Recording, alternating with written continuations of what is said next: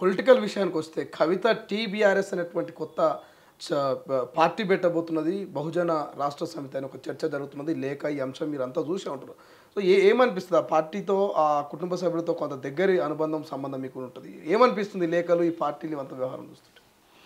అంటే ఇది దాదాపుగా చాలా రోజులుగా ఉన్నటువంటి విషయమే ఇది. హ్మ్. ఆమె తెలంగాణ ఉద్యమంలో గూడా 2002, 3 ప్రాంతంలో అమెరికా నుంచి వెనక్కొచ్చిన తర్వాత కొద్ది రోజుల్లోనే మ్యారేజ్ అయింది. మ్యారేజ్ అయిన తర్వాత మళ్ళా కొంతకాలం ఆ కుటుంబం సంసార జీవితం ఉన్న తర్వాత ఆమె మొట్టమొదటిగా టీఆర్ఎస్కు సంబంధం లేకుండానే బతుకమ్మ అనే కార్యక్రమంతో ఆమె వెలుగులోకి వచ్చింది. ఆమె తెలంగాణ కావచ్చు, భారతదేశంలో కావచ్చు, ప్రపంచవ్యాప్తంగా బతుకమ్మగానే ఆమె మొత్తంగా కూడా ఆ కాలం అంతా కూడా అట్లే నడిచింది. ఆ బతుకమ్మ కొనసాగుతున్న కాలంలోనే జాగృతి అనే ఒక సంస్థ ఏర్పాటు చేసి దానికి ఒక నిర్మాణం ఇచ్చి దాని కార్యక్రమాలు ఇవన్నీ చేపట్టింది. మొత్తంగా మనందరం అర్థం చేసుకోవాల్సింది, ఆమె ఎప్పుడు కూడా టీఆర్ఎస్కనో బీఆర్ఎస్కనో లేదు. ఆమె ఎంపీగా ఉన్న కాలంలో ఆ బీఫామ్ తోటి ఏమన్నా గెలవచ్చేమో కానీ ఆమె ఎక్కడ కూడా నేను టీఆర్ఎస్ కార్యక్రమాల్లో పాల్గొని టీఆర్ఎస్ వేదికల మీద నుంచి ఆమె కార్యక్రమాన్ని నిర్వహించి టీఆర్ఎస్ బాధ్యతల్లో ఉండి జిల్లా బాధ్యతలు, రాష్ట్ర బాధ్యతలు, లేకపోతే మీటింగుల ఏర్పాటు బాధ్యతలు నిర్వహించినటువంటి చరిత్ర ఎక్కడా లేదు. ఆమె మొదటి నుంచి కూడా తన వ్యక్తిగత ఎజెండాతోటి, తన వ్యక్తిగత ఐడెంటిటీ తోటి ఉన్నది. కాకపోతే అదనంగా కేసీఆర్ కూతురు అనేది ఒకటి ఉండొచ్చు కానీ అంతకు మించి ఆమె ఎప్పుడు కూడా ఈ నిర్మాణాల్లో భాగస్వాములై ఒక క్రమశిక్షణతోటి ఉన్నటువంటి చరిత్ర అయితే లేదు. కానీ ఇన్నయ్య గారు, ఒక బిడ్డ తండ్రిని కలవడానికి మధ్యలో అంతర్థం ఏముండదు. మధ్యలో ఇక్కడ కూడా ఏ సెక్యూరిటీ ఆపలేదు.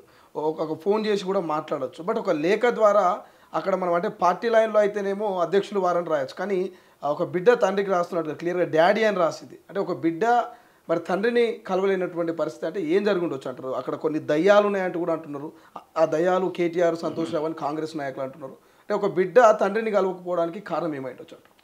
అంటే ఇది చాలా ఒక రకంగా చెప్పాలంటే మీరు అన్నట్టు అంటే దాన్ని ఏ విధంగా వర్ణించాలనో ఎవరికి అర్థమైతలేదు.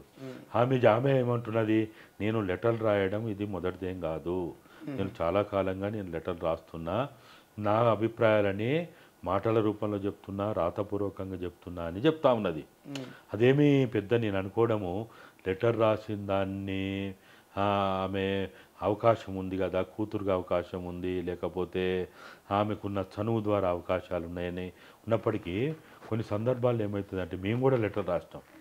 ఆయన కూడా అసలు అందరూ తెలుసుకోవాల్సింది ఏంటంటే చరిత్రని తెలుసుకున్నప్పుడు ఆయన తెలుగుదేశం పార్టీలో ఉన్నాడు, తెలుగుదేశం మంత్రిగా ఉన్నాడు, తెలుగుదేశం పార్టీ జనరల్ సెక్రటరీగా ఉన్నాడు, జిల్లా అధ్యక్షునిగా చేసిండు, రాష్ట్ర జనరల్ సెక్రటరీగా చేసిండు, గండిపేట నిర్వహించినటువంటి అవగాహన తరగతుల్లో ఈయన ఒక టీచర్గా కూడా చేసిండు.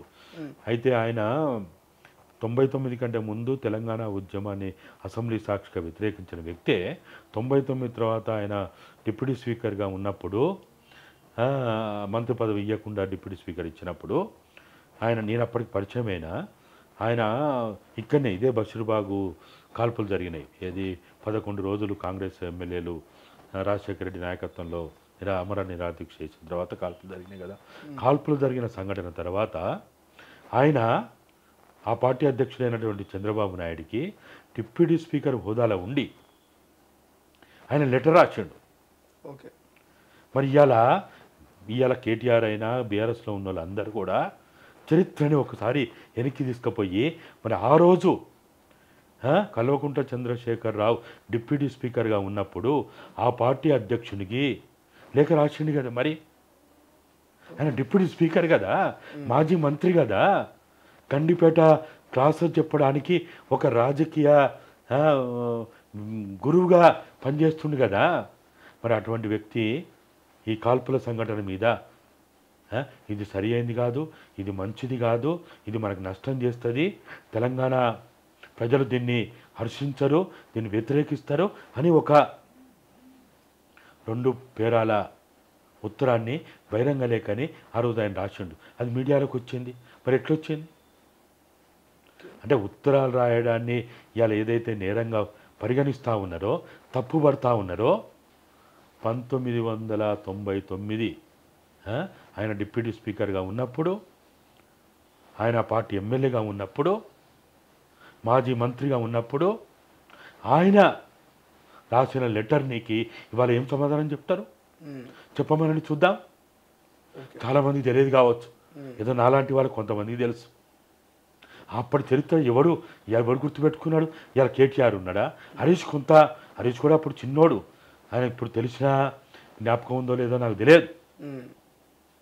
ఆయనకు తెలియడానికి ఆస్కారం ఉంది. ఎందుకంటే అప్పుడు ఈ లెటర్ రాసినప్పుడు కల్వకుంట్ల చంద్రశేఖరరావు మెట్టుగూడలో ఉన్న ట్రాన్స్పోర్ట్ భవన్లో ఉన్నాడు. కేసీఆర్ గారిని చెప్పమనండి, ఇప్పుడు నేను రాయలేదని చెప్పమనండి, అది అబద్ధం అని చెప్పమనండి. సో కవిత లేఖ రాయడంలో తప్పుది లేదంటారు.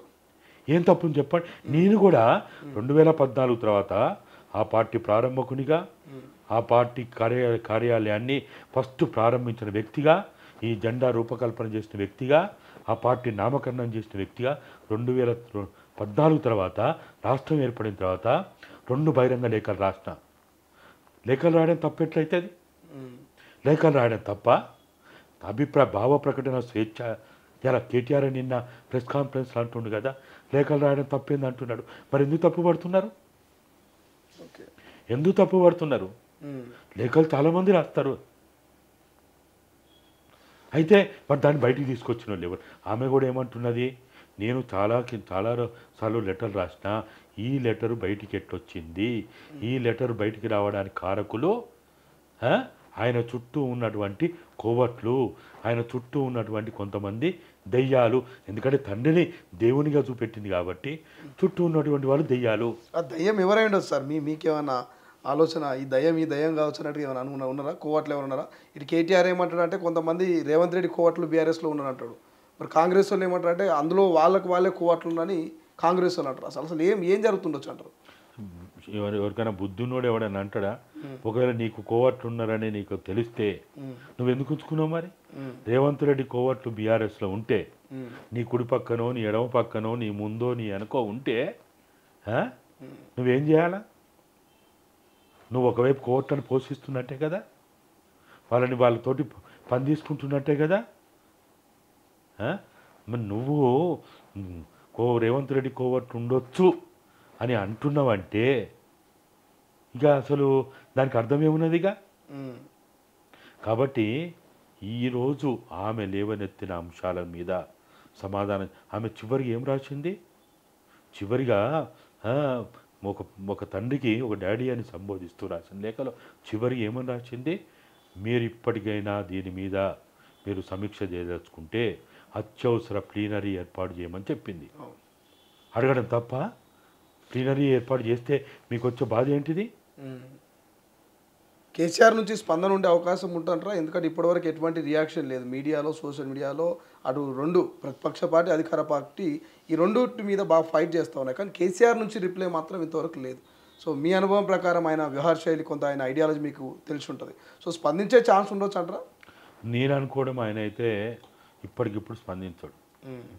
వీలైన మేరకు దాన్ని డిఫ్యూజ్ చేయడానికి, దాన్ని ఏదో రకంగా దాన్ని పక్కదారి పట్టించడానికి, ఏదైనా ఒక కొత్త సమస్యతోటి కొత్త విషయంతో మళ్ళా బయటికి రావడానికి ప్రయత్నం ఆయన ఎప్పుడు కూడా గీత పక్క గీత గీస్తాడు కానీ గీతను చెరపడానికి ప్రయత్నం చేయడు.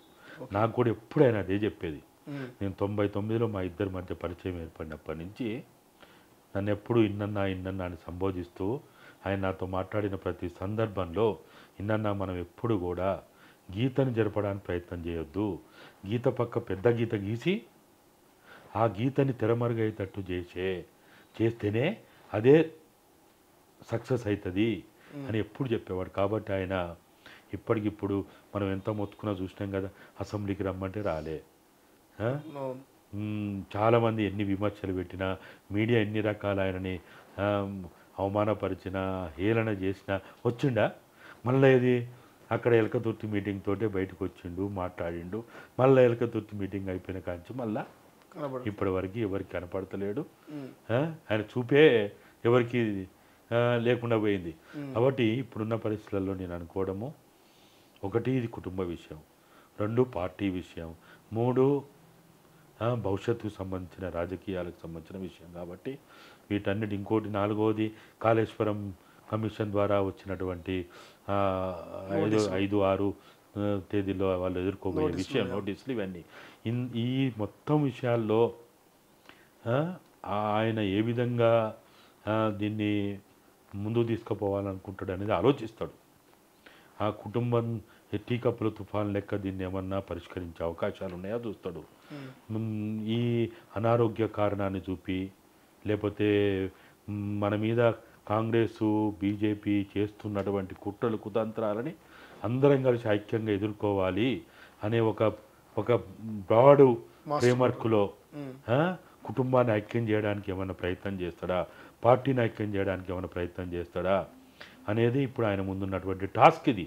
కాబట్టి ఇప్పుడున్న పరిస్థితులు కానీ నేను దాదాపుగా చిన్నప్పటి నుంచి చూసింది కానీ కేసీఆర్ నాతో రాము విషయంలో కానీ కవిత విషయంలో కానీ చెప్పినటువంటి విషయాల పట్టి చూస్తే కవిత చాలా మొండిది, చెప్తే వినదు, ఎవ్వరి మాట వినదు, తను చేయాలనుకున్నది చేస్తూ ఉంటుంది, చాలా దుందుడుకుగా ఉంటుంది అనేవి అనే ఆయన అభిప్రాయాలు ఏవైతే ఉన్నాయో ఆ రకంగా చూసినప్పుడు కానీ మేము దాదాపుగా నాకు అదే 99 తర్వాత నుంచి నాకు ఆ ఇంట్లో ఉన్న సందర్భాలు చాలా సందర్భాలు చూసినాం కదా.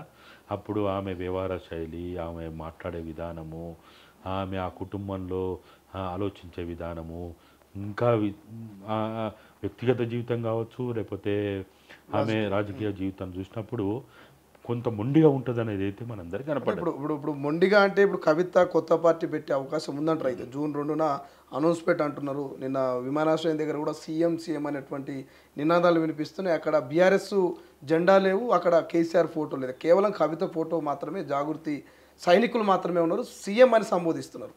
సో జూన్ 2న నిజంగా కవిత పార్టీ పెట్టే అవకాశం ఉందా, పెడితే సక్సెస్ అయ్యే ఛాన్స్ ఉందంటారు? ఎందుకంటే బీఆర్ఎస్ పార్టీ విషయంలో మీరు కీలకంగా వివరించారు, అది చాలా సక్సెస్ అయ్యి 25 ఏళ్ళు మొన్న కంప్లీట్ చేసుకున్నది. సో కవిత కనుక కొత్త పార్టీ తీసుకొస్తే ఇప్పుడున్న ఈ ఆధునిక యుగంలో ఈ టెక్నాలజీ ఈ రాజకీయాలలో ఇప్పుడు నిలదొక్కోగలుగుతారు మీ అంచనా ప్రకారం? అంటే తెలంగాణలో ఒక పొలిటికల్ స్పేస్ అయితే ఉంది. ఓకే, ఇక్కడ ఒక కొత్త పార్టీకి అవకాశం ఉంది. ప్రజల అభిప్రాయాల మేరకు వాళ్ళ ఆకాంక్షల మేరకు తెలంగాణ సమస్యల ప్రాతిపదికగా ముఖ్యంగా తెలంగాణ ఉద్యమ ఆకాంక్షల తెలంగాణ అమరవీరుల ఆశయ సాధనలో గినక ఆ వెలుగులో గినక ఏదైనా ఒక రాజకీయ పార్టీ తెలంగాణ పేరుతోటి వస్తే ఓకే, అక్కడైతే ఒక అవకాశం అయితే కనపడతా ఉన్నది. ఎందుకంటే ఇప్పుడు ఉన్నటువంటి 3 పార్టీలు కూడా ఏది బీజేపీ కావచ్చు, కేంద్రంలో రూలింగ్ చేస్తున్న బీజేపీ కావచ్చు, రాష్ట్రంలో పాలన చేస్తున్న కాంగ్రెస్ కావచ్చు, బలమైన ప్రతిపక్షంగా ఉన్న బీఆర్ఎస్ కావచ్చు, ఇవి ప్రజలు ఆశించిన నచ్చిన మెచ్చిన లేకపోతే ప్రజల సమస్యల ప్రాతిపదికగా ఎక్కడ పనిచేస్తలేవు. ఓకే, ప్రజల సమస్యల వేదికగా పనిచేయాల్సిన ప్రతిపక్షాలైనటువంటి బీఆర్ఎస్ బీజేపీ పనిచేస్తలేదు. ప్రజల సమస్యలను పరిష్కరించడానికి ప్రభుత్వంలో ఉన్న పెద్దలు కాంగ్రెస్ ప్రయత్నం చేస్తలేదు. కాబట్టి ప్రజలు ఎదురు చూస్తూ ఉన్నారు. అదొకటి. 2, తెలంగాణలో 10 సంవత్సరాల కాలంలో ఉద్యమ ఆకాంక్షలు నెరవేరలేదని, అమరవీరుల ఆశయాలు నెరవేరలేదనేది చాలా బలంగా తెలంగాణ సమాజంలో ఉంది. దాంతోపాటు తెలంగాణ ఎవరి కోసం ఎందుకోసం అని 1996-97 నుంచే ఈ స్లోగన్ ఉంది. తెలంగాణ ఎవరి కోసం ఎందుకోసం. ఇది దళితుల కోసమా, గిరిజనుల కోసమా, ఆదివాసుల కోసమా, బహుజనుల కోసమా, తెలంగాణ ఆ రోజున్న 3.5 కోట్ల ప్రజల కోసమా అనేది మొదటించున్నటువంటి నినాదం ఇది. సో సామాజిక తెలంగాణ లైన్ కూడా కవిత తీసుకున్నట్టున్నది. సో ఈ లైన్లో పోతే సక్సెస్ అవకాశం ఉంటుందంటారా? ఆ స్లోగన్లో బలం ఉంది, ఆ స్లోగన్లో శక్తి ఉంది, ఆ స్లోగన్లో సమస్త తెలంగాణ ప్రజలని కలపగలిగే ఒక బలమైన ఆకర్షణ ఉంది, ఓ సెంటిమెంట్ ఉంది. ఈ సామాజిక తెలంగాణ అనేది సరే ఎలా కవితమ్మ మాట్లాడొచ్చేమో కానీ ఇది దాదాపుగా తెలంగాణ సాయుధ రైతాంగ పోరాట కాలం నుంచి తెలంగాణ రాష్ట్ర ఏర్పాటు 52, 56, 69 తిరిగి 96, 90 నుంచి ఈ రాష్ట్ర సాధన ఉద్యమంలో ఈ సామాజిక తెలంగాణ నినాదం బలంగా ఉంది. ఈ నిచ్చరమెట్ల సమాజం పోవాలి, ఆధిపత్య పోవాలి, వివక్ష పోవాలి, ఈ సంపద పైన ప్రజలకు హక్కు రావాలి అనే అంశం మొదటించున్నది. అసలు తెలంగాణ రాష్ట్రం ఎందుకు కావాలనుకున్నాం? ఈ సంపద కాపాడుకోవాలి, ఇక్కడ ఉద్యోగ అవకాశాలు ఉండాలి, జల సంపద అంటే నీటి సంపద, భూ సంపద, ఖనిజ సంపద, మానవ సంపద, అటవీ సంపద, అన్ని రకాల సంపద ఈ ప్రజలకు దక్కాలనే కదా, ఇక్కడ ఉద్యోగాలను ఇక్కడ వాళ్ళకి దక్కాలనే కదా, ఇక్కడ ఉన్న విద్యుత్ సంపద అంతా ఇక్కడ వాళ్ళు దక్కాలనే కదా. ఈ ఈ కారణాలతోటి ప్రారంభమైనటువంటిది సామాజిక తెలంగాణ అనే అంశంలో ఒక్క పదంలోనే ఇవన్నీ వస్తాయి ఇవి. కాబట్టి ఇవాళ ఆమె ఏదైతే బలంగా సామాజిక తెలంగాణ నిన్న కూడా అక్కడ ఫ్లెక్సీలలో అదే రాసినట్టున్నది, అదే నినాదాలతోటి వాళ్ళు అక్కడ ప్రదర్శన చేసినట్టుంది. తర్వాత మీరు చెప్పే 2 అంశాలు కనపడతా ఉన్నాయి ఒకవేళ అదే నిజమైతే. ఒకటి బీఆర్ఎస్ పేగుబంధంగా ఉన్న తెలంగాణ పదాన్ని పక్కన పెట్టి బీఆర్ఎస్ని ఏదైతే ఎత్తుకున్నారో, భారతాన్ని పెట్టుకున్నారో అక్కడ వాళ్ళు తెలంగాణతోటి దూరం అయిపోయారు, పేగుబంధం దించేసుకున్నట్టు అయిపోయింది. దాన్ని ఆమె మీరు అన్నట్టు ఈబీఆర్ఎస్ అయితే తెలంగాణ పదం ఉంది కదా, బహుజన పదం ఉంది కదా, తెలంగాణ పదం ఉంది, బహుజన పదం ఉంది, రాష్ట్ర సమితి ఉన్నది. ఇది ప్రజలకి తొందరగా మేమప్పుడు నేను కేసీఆర్ కూర్చొని చాలా సందర్భాల్లో మాట్లాడుకున్నప్పుడు ఏం పేరు పెడదాం అన్నప్పుడు గతంలో 69 ఉద్యమంలో టీపీఎస్ ఉండే తెలంగాణ ప్రజా సమితి. ఈ తెలంగాణ ప్రజా సమితిని మనం కొద్దిగా మార్చి తెలంగాణ రాష్ట్ర సమితి పెడదాం. తెలంగాణ ఉండాలి, సమితి ఉండాలి, గత చరిత్ర ఆనవాళ్ళు కొనసాగింపు ఉండాలి అన్నప్పుడు ప్రజా తీసేసి తెలంగాణ రాష్ట్ర సమితి. రాష్ట్రం అంటే రాష్ట్రాన్ని సాధించడానికి అనే ఒక ఉద్దేశంతో, ఒక భావజాలంతో మేము ఆ రోజు టీఆర్ఎస్ పెట్టాం. ఇప్పుడు ఆమె ఏం చేస్తున్నది, తెలంగాణ పదాన్ని ఎత్తుకున్నది. బహుజన అంటే సామాజిక తెలంగాణ అంశానికి సంబంధించిన, బహుజన అంటే ఓన్లీ బహుజనులు కాదు, బహుజన అంటే తెలంగాణలో ఉన్నటువంటి సమస్త పీడిత వర్గాలు, పీడిత ప్రజలు, వివక్షకు గురయ్యే వాళ్ళు, ఆధిపత్యం గురయ్యే వాళ్ళు, లేకపోతే ఇక్కడ ఉన్నటువంటి అసమానతల కారకులయ్యే వాళ్ళందరూ, వీళ్ళందరూ బహుజనులే. చాలామందికి ఏమనుకుంటారంటే బహుజనులు అంటే ఓన్లీ బీసీలు అనుకుంటారు. కాదు, బహుజనులు అంటే ఈ సమాజంలో ఉన్నటువంటి ఇటువంటి వర్గాల వాళ్ళందరూ బహుజనులు. కాబట్టి ఆమె దాన్ని ఎత్తుకున్నది, తెలంగాణ బహుజన రాష్ట్ర సమితి. కాబట్టి ఒకవేళ అదే నిజమైతే మరి ఆమె చాలామంది చెప్తా ఉన్నారు మీరు అన్నట్టు. మేము మొన్న కూడా నేను చాలా మీడియా ఛానళ్ళలో మాట్లాడినా, ఆమె ఇక్కడికి రాకముందే ఆమె జెండా తయారు చేసుకున్నది, పేరు కూడా నిర్ణయించుకున్నది అని చాలామంది కూడా నాకు కూడా దగ్గర వాళ్ళు కూడా చెప్పారు. కానీ ఇప్పుడున్న పరిస్థితులలో నా ఉద్దేశం ప్రకారం తెలంగాణలో రాజకీయ నూతనంగా ఒక పార్టీకి స్పేస్ అయితే ఉంది.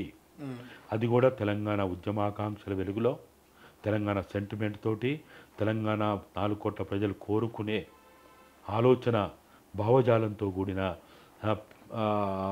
స్ట్రక్చర్లో గనుక, ఆ మేనిఫెస్టోతో గనుక వస్తే అది ముందుకు పోవడానికి ఆస్కారం ఉంటుంది. కానీ ఆమెకి ఎంతవరకు ఆమె చుట్టూ ఉన్నటువంటి వాళ్ళు ఎక్కడ కూడా, నేను ఎప్పుడు చెప్తా ఉంటా, నీ సిద్ధాంతం ఎంత గొప్పదైనా, నీ ఆశయం ఎంత పవిత్రమైనదైనా, మీ వ్యక్తిగడలు కనుక సరిగా లేకపోతే మన విజయాన్ని ముద్దాడలేము.